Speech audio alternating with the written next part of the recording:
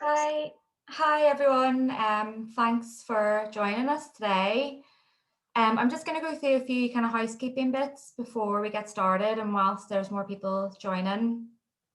So this is happening on a Zoom webinar today, so you can't turn your videos or mics on or anything. So you can relax. You can't be seen or heard. There is closed captioning available. So at the bottom of your screen, you'll see the little button to press if you require this service. And there's also a link there in the chat if you prefer to watch it on a browser. This is going to be recorded today, so you can watch back if there's anything you want to revisit or if you feel you missed anything. And also, if you want to ask questions, there's a Q&A box there, so please pop in questions as we go. And we'll leave a bit of time at the end to have a look at any of those. So that's all my housekeeping bits. So really just to introduce myself, first of all, is I'm Rosie and I work at the Creative Europe desk in Northern Ireland, based at the British Council. Just in case anyone's not aware, just to give you a bit of background, Creative Europe is the EU support programme to the audiovisual and cultural sectors. And under the programme, there's lots of different activity happens, like policy work and research, but the main thrust of it is as a financial support scheme. So there's various different funding opportunities that people can apply for throughout the year. And the Creative Europe desks are a network of advice and support points across Europe who promote the programme and encourage people to apply and run events much like we're doing today to kind of engage their local audiences.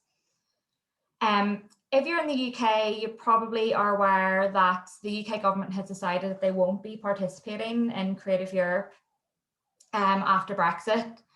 So we're in the last couple of months now of the UK's participation in the programme. So from 2021 onwards, we won't be in it anymore. But this doesn't mean that if you're a filmmaker or producer in the UK, there's not ways for you to engage with Creative Europe, because there are lots. For example, one of the things that Creative Europe funds are a lot of the training labs and markets throughout Europe. And most of these are still open to participate if you're from the UK, although perhaps there's some caveats. And actually, if you're watching this from Northern Ireland, you may have Irish citizenship, which means you can apply to these as an EU national. So the kind of things I'm talking about here, just to give you a bit of examples, are the documentary campus master school, things like IDFA Academy, the industry programs at Doc Leipzig and CPH, and many more. So I really implore you to check some of these out. And I'm sure actually our panelists today will mention some of them and would also agree that taking part in these things can be very transformative for your careers and for your projects too. And in just terms of Brexit and co-production as well, which is what we're here to talk about today, is that Brexit won't be affecting the co-production agreements and treaties that the UK has with Europe, and these will continue as normal. And obviously, you know, the UK producers are still going to be wanting to tell stories for a global audience, and Europe very much wants and needs UK talents as well. So there's many very strong and fruitful partnerships between Europe and the UK, which I'm sure will continue. And also just wanted to say that today's event is part of Docs Ireland, which is a documentary festival run by the Belfast Film Festival, based here in Belfast, where I am. And it's on at the moment. There's loads of stuff online, different screenings and events, so definitely check it out. And the Belfast Film Festival fiction event is happening at the end of the month as well. So definitely go to their website, belfastfilmfestival.org, and have a look what's on. Which brings me to today, which is the third event in a series of case studies we've done looking specifically at co-production. And the idea of these events has been to give some real life examples about how co-production and how specific projects have came together. So far we looked at a fiction and an animation project, and today we're going to be looking at a documentary, A Dog Called Money, which was directed by the filmmaker and photographer Seamus Murphy. This is going to be a really good example to look at. I mean, it's brought together some very experienced producers. And I really implore you to watch the film if you haven't seen it already. It was actually released last year and screened at Docs Ireland, but you can stream it now on Mubi. And it's a really great film that explores the kind of creative process and the inspiration behind the PJ Harvey album, the Hope 6 Demolition Project, as well as charting the travels of PJ Harvey and the filmmaker Seamus in Kosovo, Afghanistan, and in America and Washington, DC. Yeah, and I mean, as I said, like I really recommend you check it out. It's a very beautiful film, and it really brings you into the process behind the making of this album, and also shows you a very interesting snapshot into the kind of lives and the happenings and the places that they traveled together. So I'm really, really delighted to be joined by Seamus himself and the producers behind the film. If you guys want to turn on your cameras and mics and say hi to everyone. Hi. Hi there. Hello. Hi everyone. Thanks. Hello. Thanks so much for joining us. I just thought like maybe you could very quickly just go around the room and say hello who everyone is and what their involvement with the film was. So maybe we'll start in my top corner, which is Seamus. Hi. Yeah. You know, I'd made some music films for PJ Harvey. That was kind of my first introduction to filmmaking in 2010, 2011. And it went quite well. And we thought next project together, we wanted to work together again, would be to start the project at the same time. In the past, what she did was she wrote songs, then I got involved with the written songs, the material. This was going to be that the actual material, the inspiration from the material and the material itself in real time, as she was writing the songs, as she was taking notes of the songs, I was going to be there at the same time. And in some places, in some instances, I was actually bringing her to places that I knew that I had experience with as a photojournalist, that I thought would be interesting for this eventual project. So that's sort of how it was born. It was a very wide idea. You know, we had great ambitions to make books and films and albums, and actually in the end it all came about. You know, it took a few years, but we got there in the end, and the film is the last part of the puzzle. So the idea was that we would show the process, you know, the process of songwriting, of filmmaking itself. It's sort of the film really is a documentation of the collaborative process that we had together, and that ended up with poetry, with the film and the album. The album was very interesting because I had no real intention at the beginning of making a making of an album film. It didn't interest me at all. And but then when she revealed and she came up with this idea of making the album in such a way as there's going to be an audience, and the audience could see what was going on, but the people inside, the musicians, couldn't see what was the audience. That started becoming interesting. And at that stage I was involved with Jim Wilson, and we sort of put together the idea that we would actually cover this properly. And in the end, I did every day of that recording session. And it was, yeah, my first. I mean, I shot a lot of material already through traveling with Polly, also on my own, under my own steam. You know, as a photojournalist, I was going to Afghanistan, and I went back to Kosovo and covered other stories that were beyond the scope of this film. Or beyond the scope. I mean, I hadn't really thought. Actually, some of the stuff I'd even shot before I met Polly, or before I even thought about this film. So I'm constantly working. I'm shooting stuff, and I think everything's game. Everything's fair game. If you have interesting material, especially if it's from obviously one of the places that featured in the film, or that featured in the project. I went back in 2014 to Afghanistan to do a story, to do two short films for Channel 4 News. And the idea and the agreement was that this material was mine, it was my copyright. And so I made the films for Channel 4 News. It was a run up to the presidential election. But I was also keeping in mind the feature film. And I was in Bagram for 3 days doing a short film about Bagram, the airbase. And then I spent 3 days outside the airbase in a little village called Bagram, which is very different. It's you know, it's Afghanistan proper, whereas inside Bagram, you've got American troops eating pizza using dollars. So it were two different worlds. But I also had an eye on the other film, and there are, you know, there's instances of patrolling with American troops that are in the film that came from that Channel 4 trip.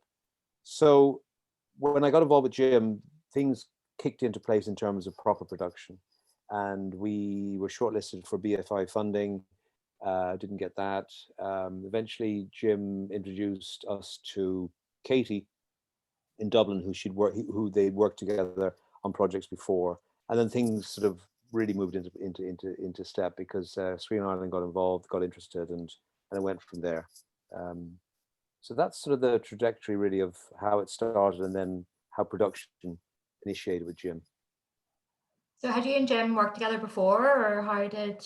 No, I met Jim at a launch. It was a launch of a book. I seem to remember. It was what's his name? The J.J. Abrams, is his name? Star Trek director. I think that's a really good memory. I think we did meet there, but I don't think we knew about this there. In terms of, and we've jumped right past your intended thing, Rosie, because you asked us to introduce ourselves. I'm Jim, one of the producers. There you go. In fact, should we give it back to you, or should I answer Seamus's? We were put together by. Sounds good. There is a connection that sort of shows how things happens. We were sort of introduced about the film, Seamus. It was Brian. That's right. Polly's manager. Polly Harvey's manager, PJ Harvey's manager. And I knew him because I'd worked on a different film, a documentary about a musician. He's a music manager, and he also happens to manage the Nick Cave, the artist Nick Cave. And I'd produced a feature documentary about Nick Cave, which was brought to me by Pulse, the company Isabel works for. So you can see some of the how connections work and relationships, because eventually we joined up with Pulse as well. But that was a couple of good few years later. But yeah, Brian message in talking to him as I did, because I was working on this other film with him and got to know him. He told me about that he had recently started working with PJ Harvey, and I was a big I am a big Polly Harvey fan, just as a music fan. And he said, "Oh yeah, she's working on a film." I said, "What's she up to?" And he said, he didn't even say it was a film project. It sounded so intriguing. He said she's traveling around with a photographer director, shooting. She's thinking of herself more as a war reporter now, I remember, is what he said, Seamus.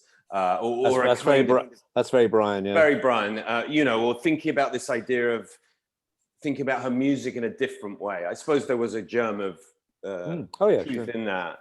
And she's traveling around the world with this direct filming stuff. And I said, "Oh, what is that? Sounds incredible." He said, "I've got no idea. I don't know what it is." And I said, "Well, that sounds amazing. If it ever, it just, sounded very intriguing." And I said, if there's ever any, I'd love to find out more about that. And then sometime later, Brian connected us and said, "Hey, Jim, would you like to meet Seamus and hear a bit more about this project?" That I didn't really know what it was. And we met in London at Pizza East on Goulburn Road. And that's when you first told me about the idea that you've already described. Yeah. And was the plans already in place at that point for her to record that album, Somerset House? Because just in case anyone watching isn't aware, so the album was recorded in the basement of Somerset House, and it was like set up a recording studio that, as you said, Seamus, people could come and watch the recording. So was that? No, very much. I think 2 years later. In fact, yeah, and in fact, Somerset House. The idea of that, I think that was put into place maybe a month before it happened. It was extraordinary. Wow. I mean, it was like, they were going to record the album. I didn't see myself being involved in that at all. Although I'd been around when they'd done. I wasn't there for the recording of Let England Shake. Sadly, I was in Afghanistan. I couldn't actually be there for that. But I did do these rehearsals for the first tour, which I filmed bits of it, and I ended up using that in the Let England Shake music films. So when they were recording this album, I thought, well, it'd be very nice to be there, but I just don't see it as part of the film. It wasn't the kind of film I wanted to make. And then suddenly it was. I think it all happened in January. January 2000 and whenever it was. 15, right? I think it was like November, as late as November, that there was this thing being talked about, and then Art Angel got involved because she was having a conversation with this guy from Art Angel. She said, "Look, I've got this mad idea to record this in a different way, and have, find a space." The White Cube Gallery. I think she'd been visiting the White Cube Gallery, and she had this thought of doing something in a gallery rather than a recording studio, because she doesn't really like recording studios. That last album was recorded in a church. So this was sort of a mad idea. And she was chatting to this guy, not even looking for money or not even looking for support, just, I got this mad idea, but I don't know where, and he goes, you know what? That's what we do. We bring art into places that art normally isn't. Like Colm Tóibín did a reading of Reading Jail by Oscar Wilde in Reading Jail, and that was Art Angel. So this was perfect for him. So suddenly I think with Art Angel involved, it gained traction, and suddenly their connections were making things happen, and they found Somerset House, and bang, it was happening. So Jim, you were the first producer that was involved in the project then. So yeah, well, to be candid, I mean, yeah, Seamus, who is a producer on the film and was the first producer, but he was a producer, was also the director and the cameraman and everything, really. And the edit, well, there was an editor, but yeah, as Seamus has said, he started it off with these good couple of years of filming with Polly. So yeah, I was the second producer. So what was the next step after that, after you guys met then? I've been trying to dig into memory, which is chilling because it wasn't that long ago. But I mean, let me just also say, Jim, that because I'm still a naive when it comes to the filmmaking industry and connections and how it all works. And I think I was talking to Brian, and I was saying, look, I don't know any producers. I mean, this is not my world, and so that's how we got together. And when Jim came on board, I learned a lot. I mean, I learned a lot about how it would work, and so we talked a lot about what this could be and how it could, and the BFI was great because the BFI they got involved and they brought us up to Sheffield for the a pitching thing, and that was great because I had to start thinking about how do you explain this film, and this is before. Was Somerset House at that stage even in place? I'm trying to remember what the order of events was. We should be better prepared, but I don't think it was. I think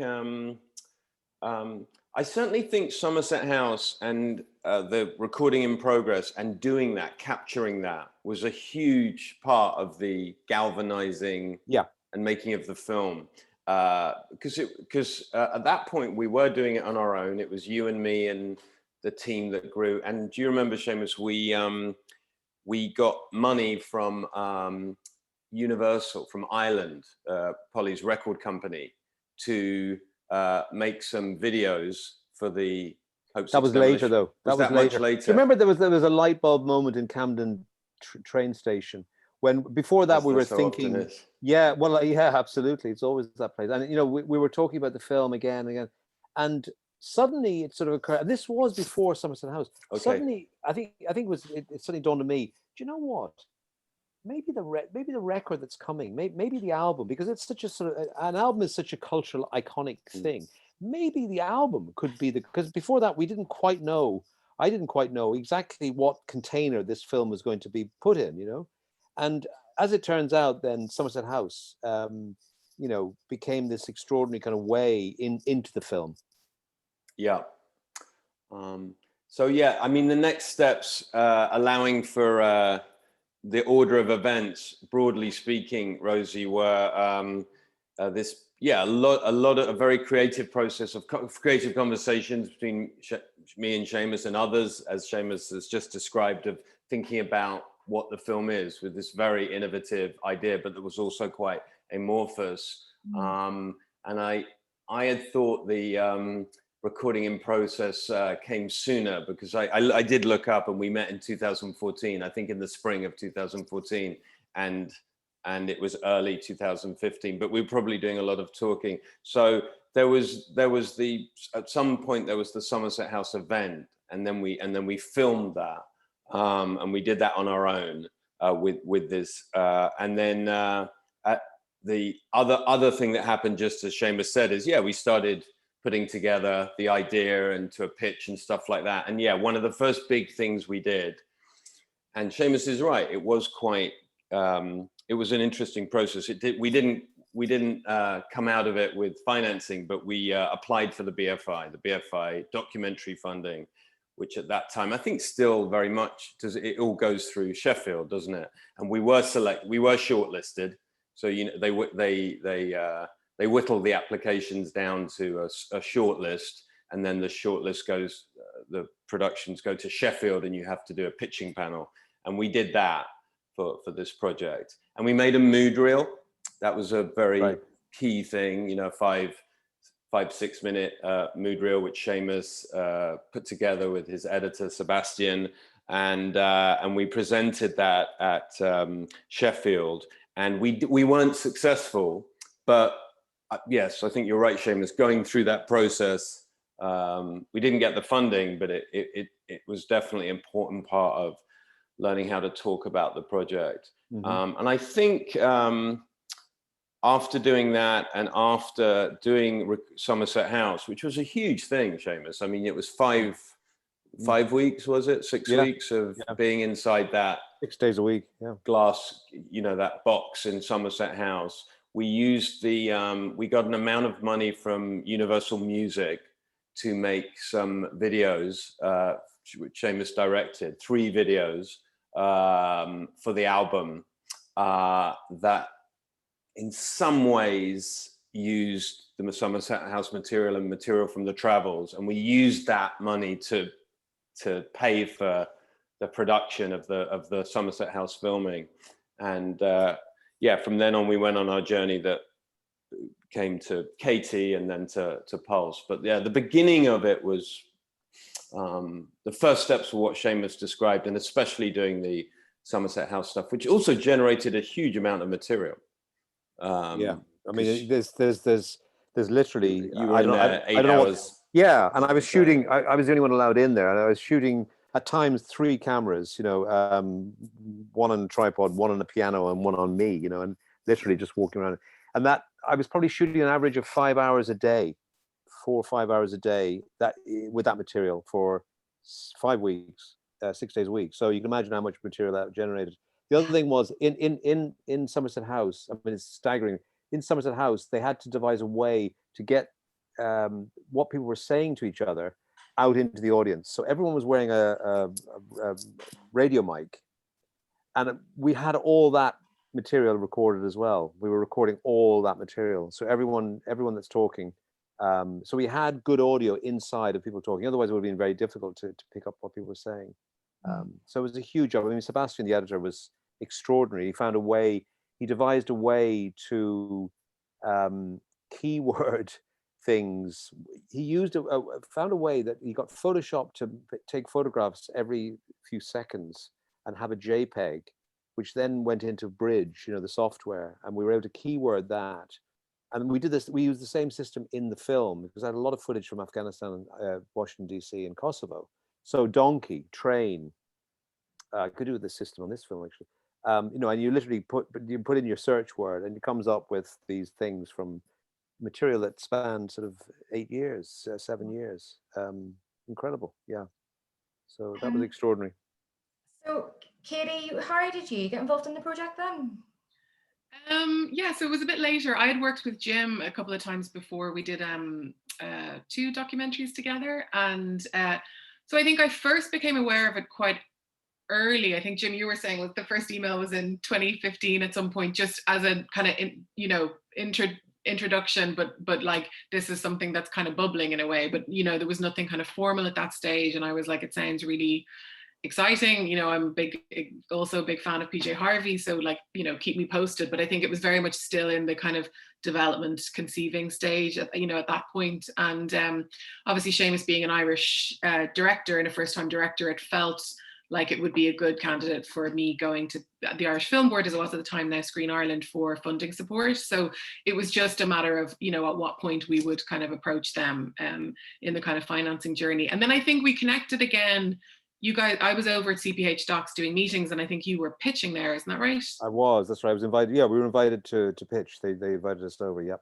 Yeah. So saw that, at that stage too. And then it was just kind of as things were building in terms of the creative materials for the film, and then also the kind of, the financing side, we started putting together the application for the Irish Film Board for their documentary production funding support. And that actually I did check this. We went in towards the end of 2017, and we got our funding there confirmed in early 2018, I think, or at least certainly the final piece of the funding. And that was the thing that I think it was kind of last in, actually. I think that was the thing that kind of allowed us to kind of close off our finance plan. So it sounds, obviously, because of the Irish and the UK connections, like it was quite a natural co-production between the two countries. Was it an official co-production that fell under one of the treaties or anything? No, we didn't have to do it under the convention, and I think maybe that was possibly because we didn't have any like BFI or any kind of UK, government-backed funding support. So we were able to do it as just a co-production between us, but without the kind of formal under the convention, which I think is just helpful for administrative reasons. That, you know what I mean? It takes one layer of kind of applications and procedure and reporting away. So, but actually, it was a really natural co-production. Obviously, the part of it is, generally, often with co-productions, you have big requirements over spends and things like this. So there was a balancing act that had to be done there, because obviously all the footage had been shot in the UK and then, by Seamus on all his travels. But so what that meant in effect was all the post-production, apart from the offline edit, which all happened in Germany, we had to do in Ireland. So we did all the picture post and all the sound post-production in Outer Limits out in Dunleary, who did a really brilliant job. And then Isabel, when did you come to the project then? So we were talking about this morning, because it seems so long ago. So I first was introduced to Seamus in 2017, and I think Jim has sort of introduced us as a possible production partner to come on board. And what often happens, at Pulse, we often have projects that we sort of start from right at the beginning, take all the way through to the end. This one, obviously, all of the footage had basically been shot, I believe, right, Seamus? So we were in a really lucky position that we had this incredible project, but actually it sort of needed wrangling slightly, I think. So it was a case of putting the budget together, putting a schedule and a plan together for the edit, sort of making sure that a lot of money had been spent today. I think about £11,000 had been spent on the development, which I imagine was by you guys, right, the filmmakers, in a lot of cases. So a lot of the travel had been self-funded. So it was sort of about pulling that together and almost getting us into a position that we could then go into the edit from January 2018, and working with Katie in terms of making sure we've got a tax credit in the UK and a tax credit in Ireland, making sure the spend was split correctly in the budget. That was all quite a key thing. So like Katie said, all of the post was done in Ireland, but there were certain things that happened in the UK, and because Seamus was working in Berlin, the budget was almost split into three, so we could make sure that we were never dipping under the relevant amount. So we sort of came on very much as production and organising and giving Seamus support in terms of him being in the edit and what he needed going forward. I just remembered. Sorry, go ahead, Katie. No, I was just going to say, because it's a music film and there was an awful lot of music in it, I think in terms of, even though we knew there was going to be deals or support in place from Polly, but getting all the kind of music clearances sorted, which can be another big job. Yeah, because I think often what happens on docs, and I'm sure Seamus can sort of confirm this, directors are obviously out in the field on their own quite often and don't have the luxury of a producer or an AP who's going to go and pull together all of the kind of boring paperwork that's essential on delivery. So often, that's something that like production companies can do and have the luxury of doing, is that they've got that production support. You can put a production manager or a post supervisor on it that can pull all of that together, which was a lot of detective work, a lot of introductions from Jim and Seamus, and you sort of you put someone on it and they go for it and hopefully clear everything. Yeah, I seem to remember there was ridiculous situations, like trying to find people that were living under Taliban rule now, and that was one where I think the lawyers were allowed us away with it. They did. That we didn't have to go into that village or send someone into that village to have their heads chopped off, whatever, to get someone's signature.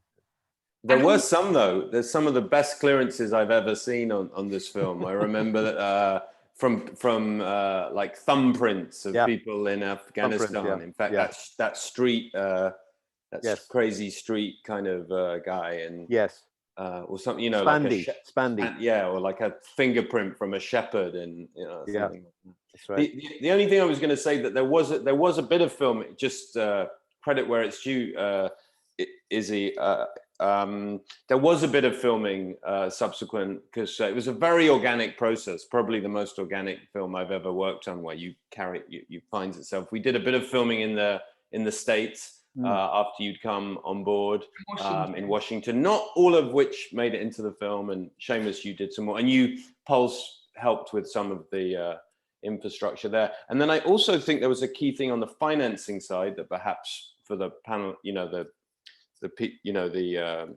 people watching the panel, in terms of producers, I think you introduced us to Great Point, who became one of the financiers of the film in terms of the equity financing, right? Is it? Yeah.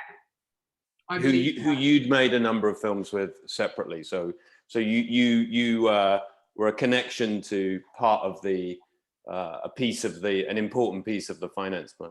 Financing, yeah, that's it. So just in terms of the finance plan there, like, are we able to go a little deeper into that? Like, do you have an idea of like what the kind of percentages were for this project? Or was it typical of a documentary, or? Yeah, I mean, I can go into that a bit. I just kind of looked broadly in percentage terms. It split around 50-50 Ireland, UK, actually, in terms of the kind of financing. And then Great Point made up about 30% of that, actually. And there was also funding through Polly's management company, isn't that right? ATC? Yeah. Yeah. And they put in a bit, yeah. Yeah, so which was around 10. And then it was kind of Pulse and tax credit, I think, made up the balance of the UK side. And then in Ireland, it was the Irish Film Board, or Screen Ireland as it is now, was about 35%. And on our tax credit, about another 15. And then between Blinder and a post investment kind of rounded out the rest. So in terms of the number of financiers, it was actually quite a simple enough project in terms of the closing. We didn't have too many partners, which is kind of helpful. So and we were self-financing for a lot of that, you know, the early days. It was Seamus, it was me and Seamus, and, you know, really old-fashioned bootstrap stuff, putting our own money in, cash flowing it, and then, you know, then trying to get it back. We had a lot of receipts at the end. I think it's also, it might be useful as well, just in terms of how the budget ended up sort of coming together, especially on a project when everyone has put so much into it of their own time and money beforehand. It's quite hard for a production company to then come in and sort of, you know, throw in a lot of fees. So actually with these sorts of projects, what you often find is companies will hopefully be able to give a lot of things that don't necessarily have to get charged to the production, which means the majority of it can go on screen. Because, you know, if you budget out a dot from right at the beginning, and you have a line producer all the way through, and you have a producer fees, those are all the things that instantly send your budget through the roof. And actually because this documentary, Seamus was very self-sufficient, and you know, we had people looking after the project who were also on other things. So actually the money, I think Katie probably will hopefully agree, the money went quite far in terms of production, which meant the post stills and everything that Katie and her team had sort of scored in Ireland, that's where we were able to put money, and also pay back people who had put, I hope everyone got paid back, pay back everyone who had put money in. No. Yeah, I mean, I just remember the very nice little titles at the end of the film. You know, there was a whole thing that we wanted to use Polly's notebooks, and we did close-ups of the pages. And I think Pulse had a design department put together very nice work on that, and that would have probably cost quite a lot of money, I think, had it been, you know, properly paid for in a way. Yeah. And I guess this is a question maybe for Jim or Isabel. Is this kind of business model for a music documentary like quite typical of like the previous like music docs you might have worked on? I mean, Izzy, you go for it, because no, you go for it, because although I've made a few documentaries, I'm not an expert, but obviously Pulse and Katie as well. But you know, you have done many, and particularly music ones, in all shapes and sizes, right?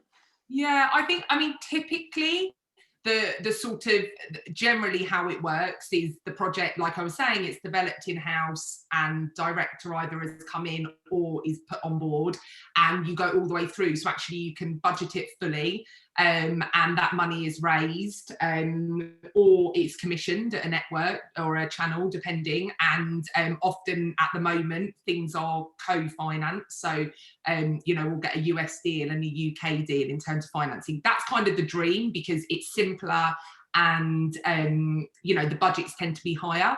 Then off the back of that, I think it sort of allows companies to then do projects like this, which are almost everyone, because everyone wanted to work with Seamus and Jim again and Kate. You know, it was the sort of project that I think Pulse can then sit down and look at and say, we're willing to sort of allow everyone to get involved on this, because you know, the end product will be, you know, will hopefully be really good. I don't think it's typical, just because I mean, this project probably has gone on for 5 years for Seamus anyway, and Jim, and you know, certainly at Pulse, I think from when we came on board to when it premiered, it was 2 years.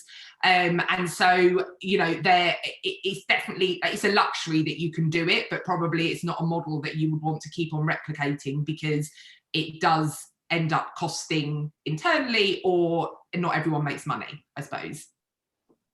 Sure. Yeah. Without putting a fine point on it, it was definitely a labor, truly a labor of love. I mean, nobody was, it wouldn't be a model of making a living, no, for sure. Yeah. I don't think not one I'd recommend to anyone. Yeah, No. I don't think I took a fee from it, or in the end, I think I put it all in. No, yeah. You did. Yeah. Alex, I suppose there is one thing instructive, because that is typical. I imagine everyone, Katie, Izzy, is that the budget went like, you know, in terms of what we hoped for at the beginning, it went smaller and smaller and smaller, and that was a product, I think, of the changing landscape of documentaries in that time in general, and you know, the type of film that it was. And I say that with pride, of like, it wasn't a conventional music documentary. It wasn't a conventional documentary. So there was an aspect of it being a leap of faith. It didn't fit into neat boxes. It wasn't a sort of a music biopic of an artist with, you know, sort of tabloidy kind of, here's the story of this artist. It was you know, the film took a lot of risks in its form and its subject matter, and so it wasn't an easy sell. And so accordingly, we took a long time, didn't it, Seamus, and everyone, and we certainly did the rounds of all the different you know, conferences and etc. And I think also the first thing that was probably asked or assumed was that Polly would be involved and she would be interviewed on the film. And you know, she's not interviewed. It was right from the start. She was not going to be interviewed, and I didn't want to interview her. That was not the kind of film I wanted to make, and that was difficult, I think. And then publicity-wise, you know, it had to be admitted, you know, right up front, that she's not going to be involved in the press, and she wasn't. And so the film has made its own way, even though it is a so-called star vehicle. You know, some people might be disappointed that it isn't the kind of film that they wanted to see, but that was never the film that we wanted to make. I think we can all agree on that. But it made it difficult. Yeah. and how was that experience? And because of the film being, you know, not the usual, you mentioned that you took it to places like CPH and Sheffield. Like, how was that communicating that when you were pitching the film? Very difficult, because you know, my belief was that you got to know Polly.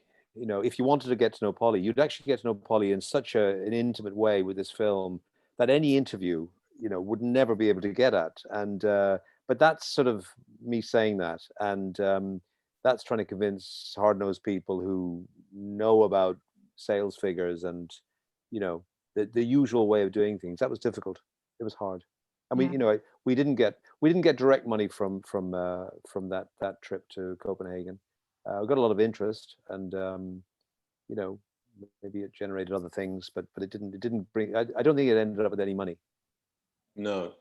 No. We did years of financing, and it, eventually we got there, but it was definitely the old fashioned, a marathon and a slog, and then cutting our cloth accordingly with the finance. So the budget got smaller and smaller and smaller, and from what we hoped for. But and that's I think what you have to do. So, and I think that journey of those CPH, it helped. Again, we had to prepare for being in front of an audience and be questioned and be ready for those questions. And it's a good thing. I mean, I often with photography, I'll have an idea and I have it very set in my mind. I can see what I'm going to do, but put it into words, because you're looking for funding or you're looking for access. And it's always, oh God, do I have to do this? But actually, it's always a good thing because it does channel your idea, and puts it into something that you can start dealing with. And I think that got better and better as we went along. And I think that's eventually probably why and how we were able to make the film, because we did stumble maybe to begin with in describing the film. And maybe my thing of saying you'll get to know Polly through this way. Maybe we avoided that and focused on other things, which is probably right. So I think it found its own way. It taught us. And then just in terms of like more generally thinking about co-production, for those perhaps listening today are hoping maybe to undertake a co-production or kind of see that in their future filmmaking, like what advice would you give those people doing a first-time co-production? Maybe Katie, you could field this as our Irish producer today. Sure. I mean, I think one of the things that's, and you'll have even realized, I guess, from this conversation, is just finding the right partners. And I think the fact that many of us had already worked together was a really, particularly on a project like this where it's true, like none of us, we might have had hopes originally of a kind of higher budget, but I think actually had found the budget that was appropriate, and we were still able to make the film that Seamus really wanted to make. But none of us were in it for the money on this one. All of us were in it because we were excited by Seamus and the material and by the subject, and I think that that's really important, because then you kind of you go into it and you kind of know what's expected from each partner, what everyone's going to be bringing. And so I think having the right partners for the project, but also being clear on the kind of expectations, I'd say are things that I would recommend, or having those conversations straight up at the beginning. Yeah. Is anyone else, Isabel or Jim, have you got any thoughts or tips for people undertaking a co-production for the first time? No, I agree with Katie. I think it's about expectations are really important, and also that, I think you have to trust your co-partner as well, or the production company that you're working with. Like the best co-pros we've done have been where we've sort of had very open dialogues. And I know, right at the beginning, I knew that I could call Katie and say, I'm not sure about this, or can I put this in? And it was very open back and forward. And that doesn't always happen. Sometimes you feel like you're both working at, you can feel anyway that you're both sort of working at cross purposes, but it didn't feel like that on this. You'll know that quite very early on, I think, once you meet everyone. Yeah, I'm wondering like how that's gonna happen now with COVID and no one moving and everything being online. Like do you think that'll be a challenge for people to kind of build those relationships and like develop those new partners? I never met Katie until the premiere. Oh yeah. Wow. In Berlin. I met Seamus once in the office, and then he was always in Berlin, so everything was email. So actually this film is very COVID friendly. Apart from all the traveling and filming of it, The filming's not, the edit was. Yeah. Great. And Seamus, what's next for you then? What's on the horizon? Well, I'm right now sitting in Wimbledon Park in London editing my new film, which it's not quite as labyrinthine as A Dog Called Money, but I'm getting the model so slightly reduced, but it's still almost, there's definitely echoes of it. It's about a poet and amazing personality called Pat Inglesby, who was known in Ireland for being a children's television presenter, although he was a bit like The Simpsons. Like adults used to watch him because he was so funny and eccentric, and he's an amazing poet. And he ended up throwing up his life as an RTE presenter and going into poetry full time, self-publishing and then taking to the streets and selling his books of poetry on the street. And he did that for 20 years. And I made a short film for the New Yorker called Home is Another Place, where I met him and I actually used a couple of his poems. And that's where I thought, God, this guy really, you know, he'd be a fantastic story, because he also had a lot of mental health issues and he was very open about it. And he went through electric shock treatments in the 70s. But it's all documented in his poetry. So I'm trying to make a film that really features the poems, the poetry, to tell the story of his life, and also the story about Dublin, you know, since the 60s. So it's kind of a many-headed beast, but it's all filtered through this extraordinary, funny, touching poetry. And it's the same method of filming. I went with my DSLRs, hit the streets, and you know, on my own, did all the filming. There's no Somerset House in this one. It's just all street photography done with the moving camera. And to begin with, he did not want to be interviewed. He did not want to be in the film. I said, no problem, I'm doing another film like that. I can get around it, you know. But he has since then completely capitulated, and now he's given the most extraordinary interviews. And because he's being interviewed, now we can talk to people around him that met him, you know, in his life. And there are Imelda May, you know, I did an interview with her, and you know, extraordinary musicians and actors, and then you know, what he would hate me calling ordinary people, but you know, people that people don't know who they are. So it's the voice of Dublin we're hearing, and it's it's very exciting. Amazing. I'm looking forward to hearing more about that. And it's Screen Ireland again are backing this. Yeah. Great. Good. That's great. Yeah. So I'm just wondering if there's any questions that have come in. Like, I can't see any, but now is your opportunity. We've got these Seamus here and these amazing producers. So if anyone has any questions, they can fire them in the little Q&A box then. Or if not, like if there's anything else about the project you think might be interesting for people to hear, or any of your experiences of co-production as well. It's just about to be released in America. It was going to be released in March, but COVID sort of delayed everything. It was going to have a 2-week run in the Film Forum in New York, and then play also in Chicago, San Francisco, and a couple of other cities. That's now gone kind of online. The distributors in America, Abraham Arama, they're devising some kind of online event, which I'm going to do some videos for. I mean, some sort of interviews and stuff like that. So it hasn't hit America yet. It took a while to find an American distributor. We got that, and so that's the next exciting step, you know, because I think Polly has a very dedicated following in America. So let's see what the reaction is, you know, in America. So that happens in December. Great. I know it's been streamed on Mubi at the moment as well. Yeah. Are there any other, like, is there any other platforms that have, is it Mubi's the one here? I think Maybe the one for the UK and Ireland. Yeah. April. Okay, well, we don't have any questions. We must have comprehensively covered everything anyone could possibly want to know about how A Dog Called Money was made. So I just wanted to say, well, we may as well just finish up then. I just want to thank everyone for being so open and generous with your time today and giving us an insight into this brilliant film. And yeah, just encourage everyone to go and watch it if you haven't seen it already, and best of luck with it in America. Let's hope it continues to do great things. Thank you. Thank you very much. Thank you. Thanks a lot, everyone. Right, Bye. Bye. Bye. Thanks, everyone. Bye. Catch up separately. Yeah, catch up later.